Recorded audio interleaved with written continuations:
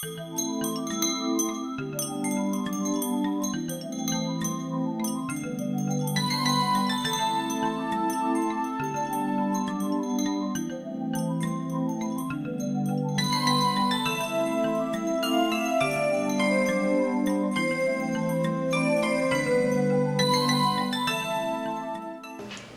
very pleased to have Professor Elkington back with us. He came and spoke for us, I think it was 2010, and at that time his program was just on winter moth, and we heard all about his research, and we're happy to get an update on that.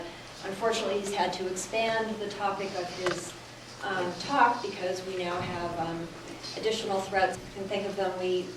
Winter moth was probably our one of our biggest concerns about, with our new trees and protecting them, and now we've got quite a few other invasive pests to worry about.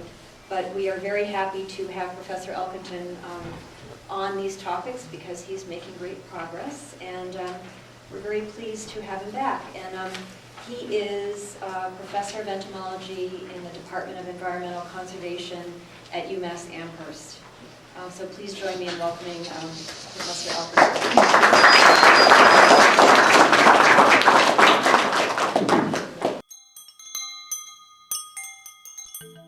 Well, it's a pleasure to come back and update you on. We've made some really significant progress, including right here in Newton on winter moth.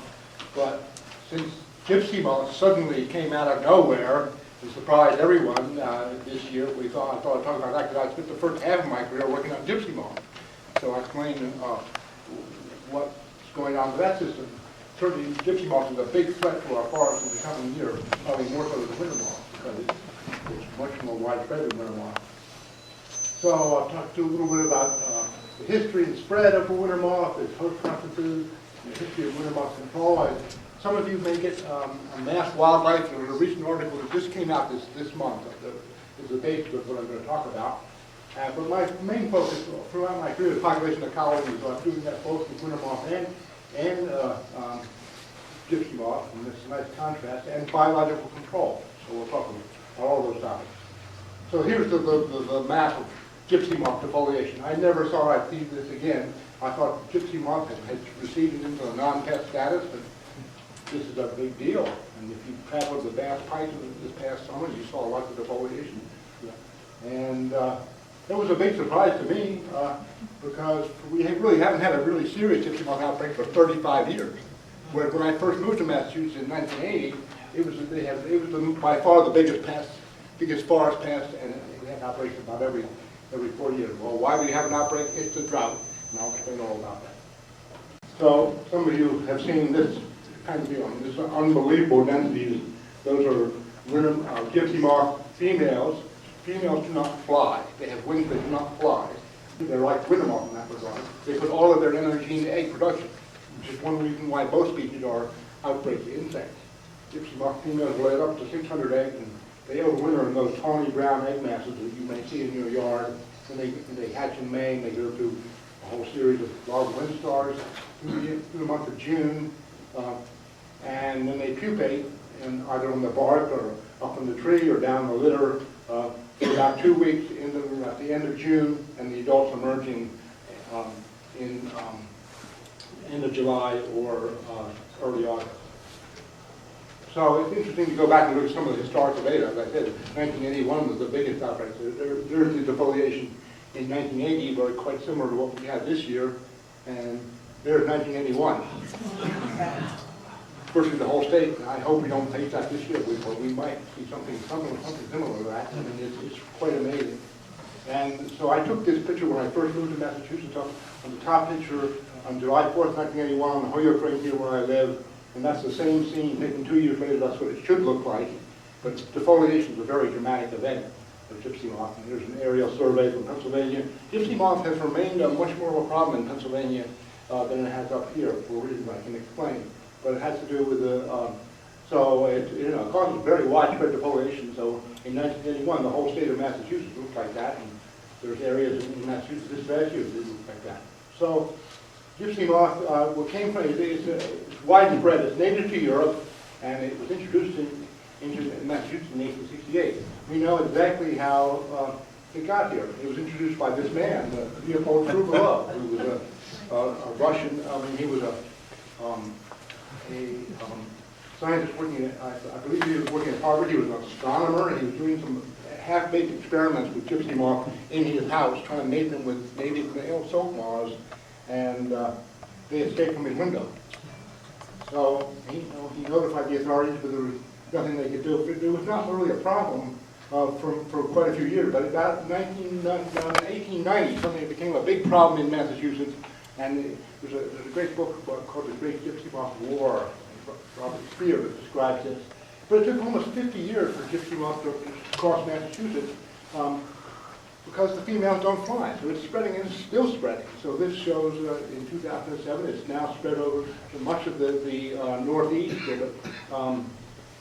And so it's something that's over 135 years, I guess, it's been spreading across the landscape. So host tree preferences of gypsy moth. Gypsy moth is a little more picky than winter moth. Winter moth will eat almost anything. Gypsy moths, they really like oak trees, apple trees, birches, aspen. Those are the forests that get heavily defoliated. Other trees like maple trees will be eaten if the gypsy moth is in outbreaks conditions, and if they run out of the trees they like best, they'll eat the maple trees and things like that. And there are a handful of trees they won't touch under any conditions. That shows a tulip poplar and a defoliated stand. Tulip poplar is a tree that's common down in the mid-Atlantic states. For us, ash trees are like this. Of course, we're about to lose our ash trees for another reason, but there's ash trees and tulip trees are one of the handful of trees that gypsy moths do not take under any conditions. So, and that explains why this defoliation map. You notice in the Berkshires, there's no defoliation of gypsy moth compared to the rest of the states. That's because those are maple-dominated stands. So we've never had, that same was true this year. We really have, almost never have gypsy moth outbreaks out in the Berkshires when we have the maple-dominated forest. It's the oak forest of eastern and southern Massachusetts that get hit the hardest, including Cape Cod, which is where black oak is the dominant tree. Okay, well, it's very interesting to look at the history of gypsy moth control. Starting in 1890, the Massachusetts legislature started some amazing efforts to try and eradicate gypsy moth with flamethrowers. And I mean, look at the guys way up in those trees, and they still, a very different view of worker safety in those days. Anyway, those guys are spraying big ass. I mean, it was totally fruitless. You can't, it was way too big an outbreak to try and eradicate. They also imported, is that me doing this squeaking, or? I don't know. Well, anyway, they imported train loads of lead arsenate and copper arsenate, which they sprayed tons of the material on the suburbs of Boston. I mean, if I were a vegetable garden living here in Newton, I'd have my soil tested because probably some of that lead arsenic is still there. I mean, it's amazing how primitive it didn't even work that well, but it's certainly toxic to humans, that's for sure.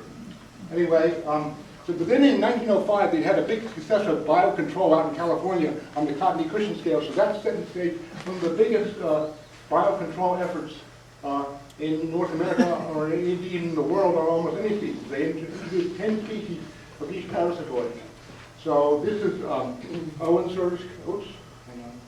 This is Oensorus cubini. It's an egg parasite. And you can see this. If you look at egg masses on your yard, go out and look at the egg masses. You'll see these little tiny pinpricks. Oensorus is active. I mean, I've seen a lot of them this summer. It attacks the egg. It lays its own egg in the egg of gypsy moths. Now, it can account for maybe 20-30% mortality. It only catches the surface eggs, so it doesn't control the population. But it's one of 10 species that was well established. This species here, Compsonata, is a species that I've worked on quite a bit in my lab. It's actually a notorious generalist that has been responsible for attacking particularly our giant silk moths are now much rarer. Things like Luna moths and Scorpio moths are much rarer than they used to be because of this species. So in those days, they didn't really care. But in fact, they knew it was a generalist. They didn't care about the impact on native species, so they just introduced whatever they had and whatever they could find attacking gypsy moths in Europe, which is where that's Brachymeria intermedia attacking the pupal stage. So there's a whole suite of parasitoids. And this was a big biocontrol effort. Unfortunately, it did not stop the outbreaks or outbreak population. So biological control, I'm going to be talking about biocontrol and winter moth later on. So to define what that is, it means going to the countries of origin of these pest insects and finding the natural enemies that keep them from being a pest in where they come from. So gypsy moth in Europe is a pest in some places, but mostly it's not. So it has a whole suite of these parasites that attack it there. So that's what they did. They brought them in from Europe and later from Japan and elsewhere around the world. Is it safe? Well, it's not safe if you don't do careful testing. What you do is what's called host range testing. So this nowadays what we do is if we have a candidate parasite that we want to introduce, we will expose it to test insects that are similar to the pest insects, native insects, to make sure that it doesn't attack. We focus on specialists. If you do that carefully, you can avoid the problems that we have with Conservators. Most of the horror stories that you may know in the back of your head involve things like cane toads in Australia or mongooses in these are mostly vertebrates. They were introduced by non-scientists. And, I mean, cane toads were introduced into Australia to control cane insects, and that's a silly idea. There's no insect in the world that's regulated by toads or frogs. It's a poisonous toad, so it started killing the birds that fit on the toad. Anyway, there's lots of disasters out there, but very few disasters that were involving people who were serious biocontrol scientists. So it's a technique that works, but you have to do it carefully. So then, after World War II, we began the DDT era.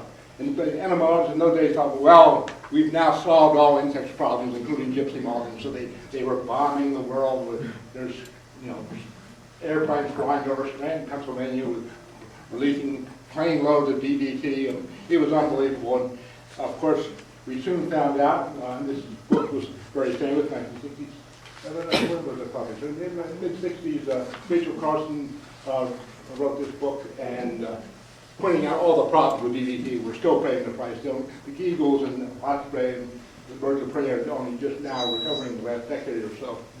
Anyway, we've learned a lot since those days. So EDT was banned in 1997, I believe, but it was replaced by other pesticides. So when I moved to Massachusetts in 1980, carbaryl or sedum was a common. It was being sprayed fairly widely. Difluventrin or Gibberellin as an insect growth regulator. And then various biologicals came on stream, BT and spinosad. Spinosad is probably the most widely used material nowadays for homeowners. So it's a bacterial insecticide that has a much narrower host range, but it still will kill almost any caterpillar that eats it. So it's not completely narrow, but it's not a solution. We've gotten away from the business of spraying gypsy moths from the air. I don't think we'll ever go back to doing that. I mean, it's not a solution. We now know that the outbreaks will collapse on their own. So yeah, we may lose some trees, but for most of our forests, we can lose some trees, and they'll be replaced by other trees. So I think we've gotten away from aerial application of any kind. I don't think we'll ever go back to that again. The federal effort has been focused on the Slow the Spread program, and that's based on these pheromone traps. So we have the gypsy moth pheromone, and I've been using similar traps for my winter moth work. Is the microphone working now? Yes. Okay, so you put the pheromone. The pheromone is the sex odor that the female produces.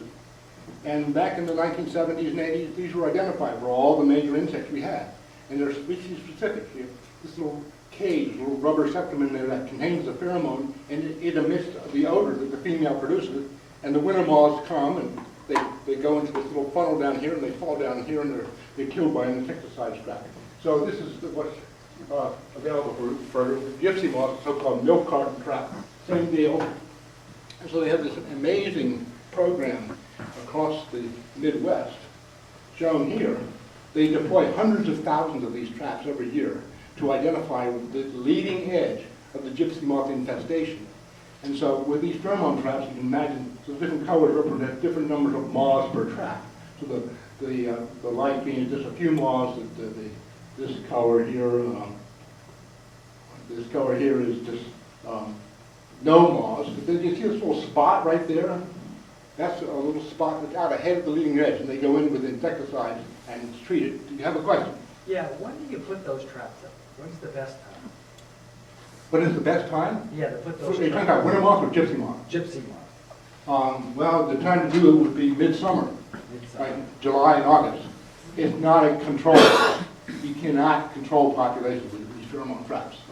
So don't imagine that's the case. This is for survey purposes. So anyway.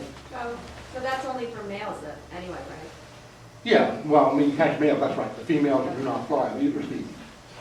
So, but it allows them to define where the population is. So the idea is, instead of spraying large acreage, they'll identify these new infestations, like that one right there, and go in and treat it with pheromone flakes. They permeate the forest with pheromones, so the males can't find the females, and the females go unmated. So it actually works. So anyway, that's a huge national effort, but it doesn't involve here. And one of the most interesting things is that recently they discovered that Gypsy moth is no longer spreading here in North Carolina and Virginia. In fact, they're actually retreating a little bit. And they discovered that Gypsy moth, that the warm temperatures in this region are inimical to larval development. So the Gypsy moth has come to a grinding halt after 135 years here in the South. So maybe it won't spread into the Ozarks and everything like we thought it would, because and there's a global climate change story part of this. It's getting warmer in these regions, so it's actually, the front is actually retreating to the north, but it's continuing to spread in Wisconsin and into Minnesota. Okay, well, much of my work, when I work on this often book, is population dynamics. And so it's a very interesting topic. What caused the rise and fall of populations? So this is the acre defoliated in Massachusetts historically. There was about a 10-year interval between outbreaks, and 1981 was by far the biggest one. And then we went into this period after that, starting in 1989, which I'll explain. But one thing about it is that these outbreaks are synchronized across the landscape. And when I initially got into this business, I figured, well, if we just understand what would cause synchrony, then we'd understand the dynamic. But then I learned about what's called the Moran effect, which is simply saying that it's almost any population system is influenced by the weather, essentially, in one way or another. And populations that are fluctuating will come into synchrony because they share common weather conditions. That's different from the things that are causing the rise and fall of the population. It synchronizes populations. So I've come to learn that most populations are synchronized. It's true of my winter moths, it's true of the mice I'll talk about later. Most things are synchronized by the weather, but the weather doesn't actually drive the cycles or the switch intensities, it synchronizes them. So synchrony, population synchrony is almost ubiquitous, and it's certainly true of Gypsy moths. You see the outbreaks tend to occur in these different states. These are the different states of New England, and the outbreak in '81 occurred everywhere, and some of the earlier outbreaks were synchronized as well. So, all right, well, I mentioned that we have these 10 species of parasitoids introduced, but they didn't actually regulate the populations.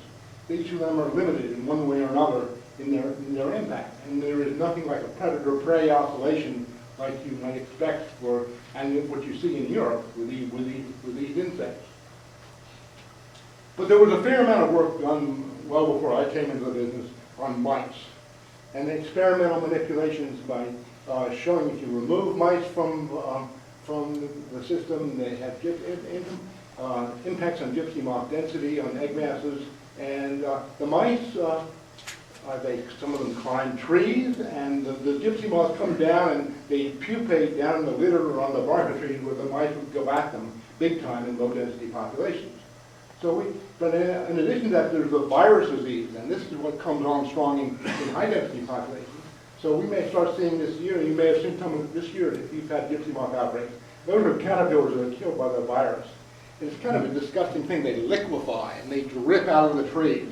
The virus actually has a gene inside it that causes, it dissolves the integument, so the virus then spreads over the foliage and it infects other gypsy moths. So the gypsy moth virus can only be transmitted orally from one gypsy moth to another. The caterpillar feeds on the infected foliage, and that's how it contracts the virus. So that happens with fair regularity, almost near certainty to the outbreak population. So the mortality is staggering. 99% of the larvae die from this virus in these outbreaks. So that's what causes the outbreaks to end before we had the fungus, which I'm talking about. So this whole system was summarized by Robert Campbell in the 1970s. in this slide, I like this slide because it kind of captures the essence of what he thought and what has been largely confirmed about gypsy moth population ecology. So gypsy moths go through about 6 orders of magnitude of density. They go from 1 to 10 to 100 to 1,000 to 10,000 to 100,000 or 10,000 egg masses, and that translates into about 1 million gypsy moths per acre. And in the low density populations, the mice eat most of them. There's a fair amount of evidence supporting that idea. So in low density populations, the mice will account for most of the mortality. The parasitoids, their impact is not clear at all, but they're not causing a regulatory effect. They're not stabilizing the population, but the virus sure will if the populations exceed go into outbreak density. But the mice, on the other hand, the mice don't vary in density that much. They go from about 5 mice per hectare to about 120 mice per hectare, and I'll talk about what color their numbers. They are limited in their density. So this is typical of many vertebrate predators. Birds are the same way. Their numbers don't vary that much. There's no numerical response of these vertebrate predators to the increases in gypsy moth densities. Gypsy moths are a very ephemeral food resource, so the mice don't increase in carnivorous. So consequently, you're pretty much stuck with the mice you have. So as the gypsy moths go from 100 to 1,000 to 10,000 gypsy moths per acre, or whatever it is, the impact on mice up these high densities, the mice can feed all day, but the fraction of the population they eat is minuscule. They have no impact.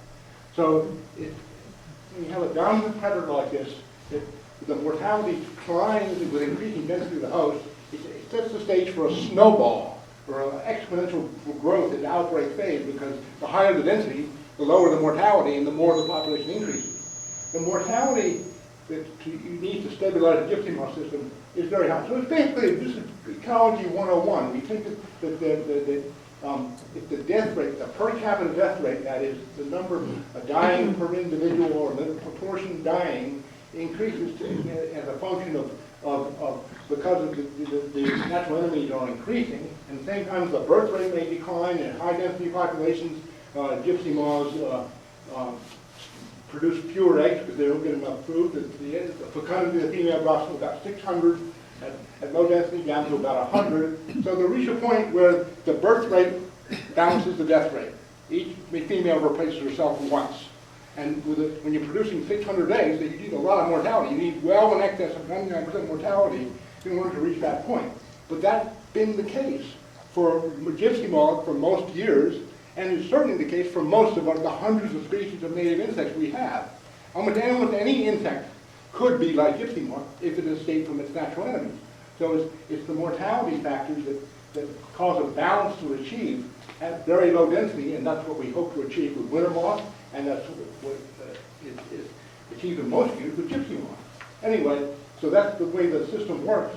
I hope that's understood. And the idea is, well, is there a multi-equilibrium here? Is there a low-density equilibrium up here? There's a point at which mortality balances fecundity occur here.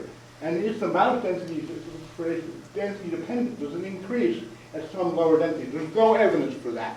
So that's the point of this model, which has not been supported. But it certainly happens at high density, where the dropping fecundity and the high mortality from virus causes the population not only to reach an equilibrium point, but it causes it to collapse altogether. So we did some work showing that the mice and gypsy moths are actually numerically linked. We did some work out at Quabbin and Reservoir and down in Cape Cod, and we tracked mice over about a 14-year period, mice and gypsy moths. We did, mark recapture study with like little ear tags in the mice and let them go and capture them again. Mark recapture is a standard mouse population ecology studies, and they love to go in these Sherman live traps. They, release the mouse and they'll come right back to it and kind of be captured again in the next few days. Anyway, and we put out these gypsy moth monitoring sites. We put out these are gypsy moth pupae that we put out, glued to burlap's end, and then that pupa has been eaten by a mouse. And you can tell that by the tooth marks and the mouse scale and the burlap end when you come back. So you get high correlations that we showed between mouse densities and gypsy portion eaten of our diploid pupae, and there's a numerical. So again, the top graph, it shows gypsy moths through time on 8 different plots, and mice over time on the same plots. And I'm not going to bore you with all the statistics, but you can see the synchrony of both these systems. They're all synchronizing to a greater or lesser extent because of the Miranda effect I talked about earlier. And anyway, what causes the fluctuation in mouse density? Acorns. Acorns is the overwintering food source, and there's a lot of data, not just from our data, but from other people. We talked about Rick Ostfeld at dinner tonight. He has data just like this. So a lot of people think that mouse densities are driven primarily by the acorn crop, which bloom and bust from one year to the next. So this is what happened. In 1990, summer of 1992, we had an acorn crop bust, and it's on a large scale, so it's a major change in density, and that produced a drop in the mouse density and an increase in the gypsy moth density the following year. So the statistical analysis proved that these systems were linked, and the idea is the failure of the acorn crop leads to a decline in mouse density, and that's what triggers a gypsy moth outbreak. And the link between acorns and weather, which is well understood, although it's fairly complicated, explains at least part of the synchrony in the gypsy moth outbreak of the landscape. So that was the model that we came away with. But just when we thought we understood how the system worked, it all turned on its head. In 1989, we had a fungal pathogen showed up on our plots. It came out of almost nowhere. It was we walked into the forest one day and there were dead gypsy moths and the low density population hanging on the trees everywhere. It was a very dramatic event. This had never been seen before. It's a fungal pathogen came from Japan. So it received a huge amount of press. I mean, I think I was on Walter Cronkite for about 30 seconds. And so it was a huge deal, and this fungus contains, so these pathogens, you'll see these now. I've seen these in a lot of these larvae this year. And the fungus is still with us. The larvae die head down, and these little dusting of spores are the airborne canidia. And they blow in the wind, which is really different from the virus. And later in life, they produce these resting spores, which is the overwintering. So the canidia are critical to the system because they blow in the wind. And in a gypsy moth outbreak, there's a huge cloud of these canidia blowing across the landscape, and the canidia land on a larva. And if it's raining, when that's critical, the system the fungus will penetrate the larval skin and infect the larva. And then that larva dies, and so it takes about a week for the fungus to kill the larva, and then it dies and infects other larvae. So the fungus steadily builds up. The mortality from the fungus builds up through time. So by the end of the larval stage, most of the gypsy moths are dead, even in low-density populations. So that's the critical thing about this fungus. So this shows gypsy moth density plotted against percent mortality. And the virus is transmitted by eating another virus particle deposited by a dead gypsy moth. And that only happens in high-density populations. In these low-density populations, fungal mortality is at very high levels, even in very low-density populations. So that's the fungus that serves to prevent outbreaks from happening. And so that is the big change that happened in 1989. It converted gypsy moth to a non-pest. It's actually the perfect biocontrol agent because it's highly specific to gypsy moth. It affects a few other kinds of caterpillars, but the irony is that it got here accidentally. So there was an introduction to the fungus in 1911 by colleagues or scientists at Harvard, but it never established. There was no evidence in any subsequent years that the fungus was here. It would have been seen by all the many pathologists who worked on the system in the 1970s. It just wasn't here. My colleague Ann Hayek at Cornell was working with the fungus before it invaded, and she had tried to establish it in New York and Virginia, but again, her attempts to get it established failed. And when they had this big outbreak in '89, there was no fungus in her plots. So we now think it got here accidentally. It was for whatever reason, the strain that was adapted to North America just took off maybe the year before 1989. So this shows the map of where it occurred in 1989. The black is where the fungus is, and the yellow was no fungus. So see, it was centered on, it spread all over New England in 1 year, basically. Maybe it was there the previous year in a smaller area, possibly, who knows? We don't know how it got here. The green, so the map on the right shows the rainfall. and we had a high level of rainfall, and that's critical for this year. It was a very rainy year, but it was rainy in southern New England, but also in western Pennsylvania where the fungus didn't occur. So it was clearly a new introduction that was taking off in southern New England, and then it spread over the next decade. The next year it has spread about halfway across Pennsylvania. So this thing is spreading rapidly across the landscape. So in 1992 we said, well, okay, this is great. I mean, this is killing most of our difficulties. Let's get it established elsewhere. So we went out to our sites in Quabbin, and we created these sites down here in Virginia and in Pennsylvania, well ahead of the advancing front. And we inoculated. We took 2 pounds of soil at the base of 5 trees at each of these 34 sites, and then we had some control sites. So we collected the soil out of the Quabbin where we were studying Gypsy moth, and it's all out of this mortality, and we had 14 control sites, and none of the control sites had the fungus, but in 1 year, we had, this is the mean across these 34 sites, we had mortality from the fungus 400 meters away, just from the soil. So it's an unbelievable, the way it spread across the landscape. And then in 1992, the entire state of Virginia went down from the fungus. I mean, I gave this talk down in Lodi, Virginia in 1992 or 93, and I gave a talk to all the Gypsy moth workers who had just lost their jobs because of this fungus, and they weren't very happy. There was a big Gypsy moth crew down in those days. Anyway, well, I soon lost my job too, in the sense, because about 2 years later, I lost all my Gypsy moth funding because Gypsy moth became a non-pet. So by 1996, it spread across the landscape, and that's where it's been ever since. Basically, it's all linked to rainfall. So the whole thing is linked to rainfall nowadays. High levels of rainfall in May and June allow the fungus to propagate. So obviously that's what didn't happen this year. So the current status is we get the fungal pathogen will keep Gypsy moth in check indefinitely, like it's done for the past 35 years, but you need rainfall. So the Emi miga keeps it in check. But the drought we've had began 3 years ago, actually. So we had a severe drought in May 2015, and you see the fungus out there. I mean, it's definitely out there, but it's not causing the kind of mortality we need to balance the system. So that's what we saw. We had actually very low rainfall in May and June for the last 3 years, and that's what causes the Gypsy moth outbreak. So what's the prognosis for next year? Well, I've seen amazing photographs of high density, some of those photographs I showed before, with hundreds of egg nests per tree. In a population like that, you're going to have defoliation. I fear we're going to have a fair amount of defoliation next year, but today, look, we'll get a normal amount of rainfall, so the fungus should kick in.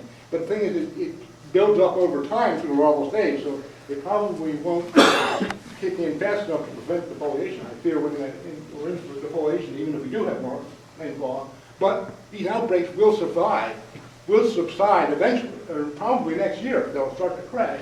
It's not from the fungus, it's from the virus. The outbreaks always did crash, and so Gypsy moth is not something, if you have trees like this in your yard, I would protect them. If they were particularly defoliated last year, I would protect my trees if it was in my yard with a pesticide.